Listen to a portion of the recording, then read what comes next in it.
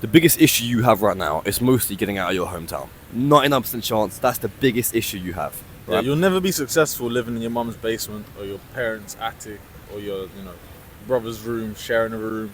You're never gonna be successful doing that stuff. You gotta level up and move out.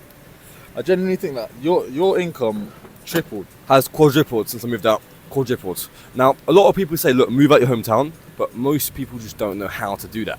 Now, we are mostly going to share our story of how we did it, just so we can transfer that into how you can do it, especially, right?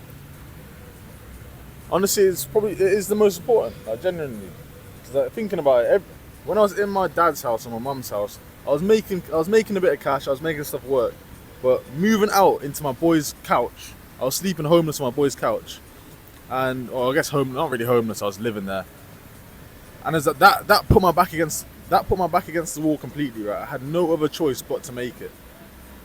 It's like, what, am I gonna sit there sleeping on my boy's couch forever? It's not happening, right? Like, my self-image isn't that level, so I have to work. I have to make it work.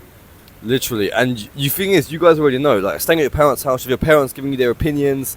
When you're working, maybe they come in and annoy you. Maybe you can't take a sales call at night because they're sleeping, you can't wake them up. There are so many reasons. All of those reasons you just stated were the things that are happening to me. Same. Things happen to me. My parents come in my room randomly, stop me from working. My focus is off now. Oh, I gotta get called for food. Now I have to go and eat food with my parents. Waste like 2-3 hours eating food with my parents. Like, cool, it's nice eating food with your parents, but at the same time, like, I need to make money, bro. I need to escape my situation. Can't be here wasting time, like, having family dinner and that, bro. Yeah. So yeah, literally. So the thing is, I had sales calls like midnight. I just couldn't wake my parents up. It's 10 p.m. Is it 10 p.m. now? 10 p.m. It's 10 p.m. now. What time now? What's the time now? 10 p.m. 10 p.m. 5 minutes. Oh, 5 minutes. Okay, Alright. cheers.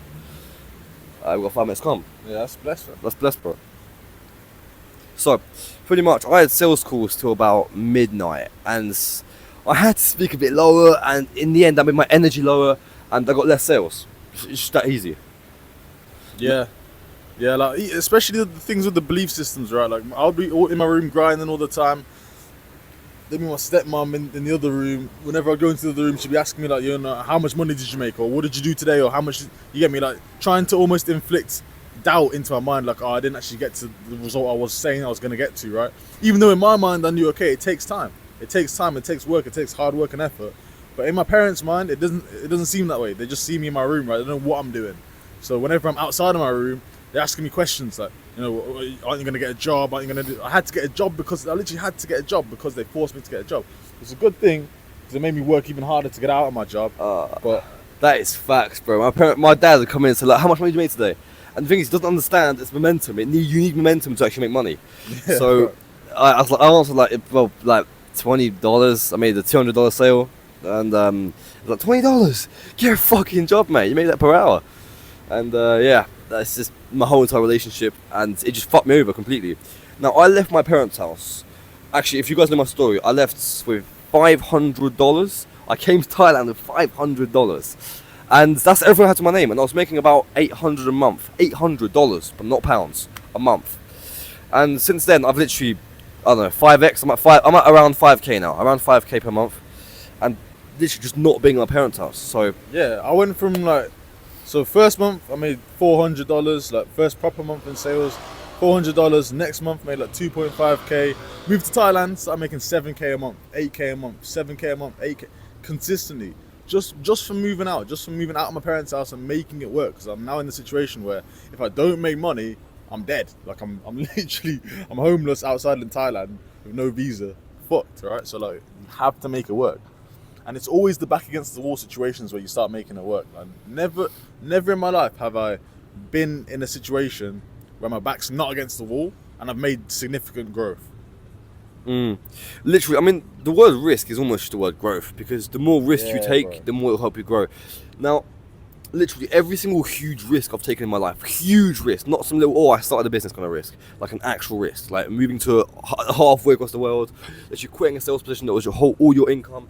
Every single big risk always leads to actually growing massively. Bro, risk, that's a sick quote, bro. Risk should basically be called growth at this point. Same as me, bro. Like, I literally quit my 9 to 5 job 6 months ago, went to Thailand like on my own, I met one of my boys, Mason, who then gave me a sales position that was on a 10K a month sales position. If I didn't take the risk of quitting my 9 to 5 and going to Thailand when I felt the need to, I would have just stayed in my 9 to 5 job, fucking working the whole time at a warehouse, nowhere. You get me? But I took the risk. I was like, nah, fuck this. I feel this need to take a risk right now. Most people would suppress that need to take the risk and stay in their 9 to 5 and stay, eating food with their family and not moving in the direction they want to go into. But the risk is like an entry point. The risk is like transferring fucking dimensions, bro. Like, the risk is always the gateway. It's even worse because a lot of people watch like a bunch of like motivational videos, etc., all of that, and they'll say, "Look, I'm taking a risk."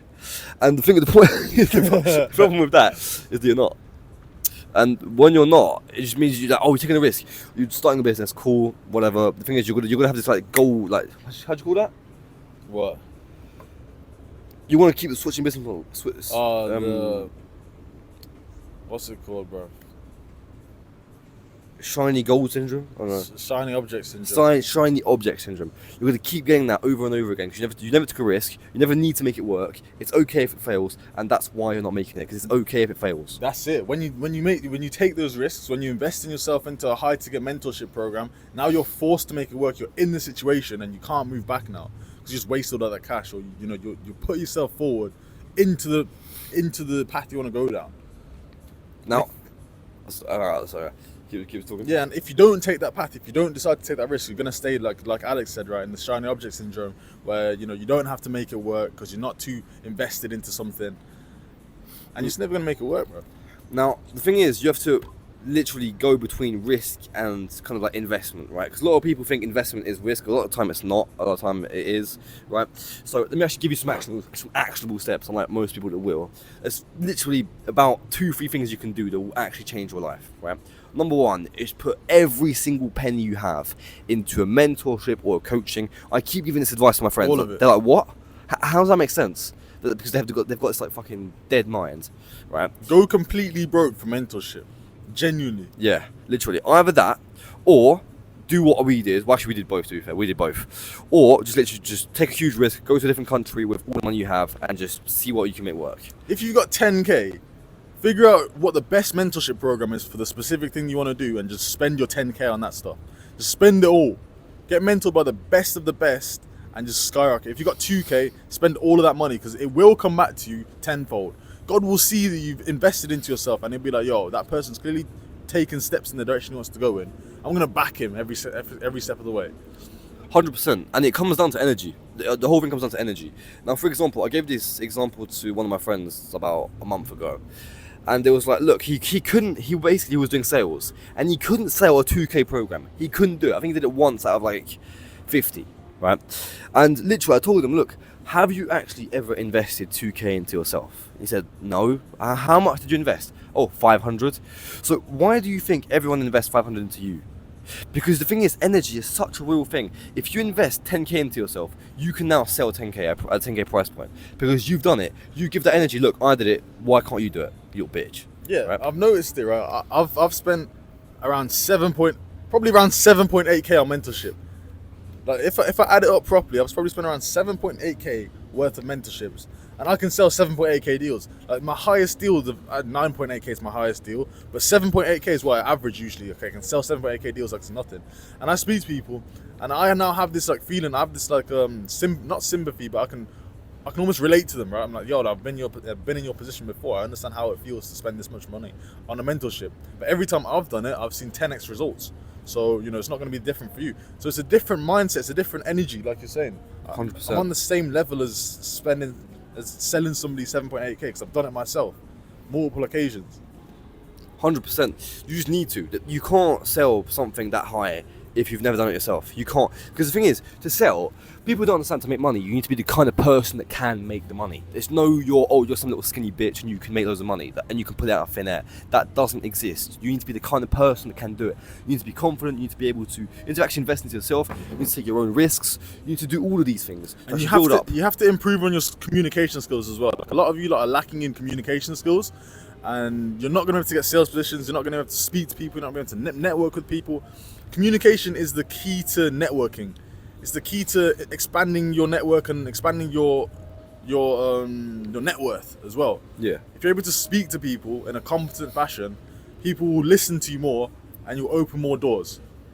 Even simple shit like getting girls, bro. I guarantee you, bruv, when you speaking to girls here, you're not getting them wet, bruv. I promise you, I am getting them more wet than you, right? Because I can speak properly. Yeah. Yeah, same, bro. Literally. Literally, bro, it's so true, though. Literally. Like, the thing is, as I say that, you don't actually believe it until you learn how to speak. Do you get, like, trust me, you'll find out. You will find out. But yeah, business and girls are very similar, right? Like, people like to pretend they're this guy when they're going up to girls, but it's just way easier to get girls when you are the type of person that can get girls, right? When you're jacked, when you're ripped, when you're rich, when you've got, you know, confidence behind you, when you've got charisma, when you've got speaking skills and communication skills, getting girls is just a byproduct of all of that stuff. Let's actually reverse that.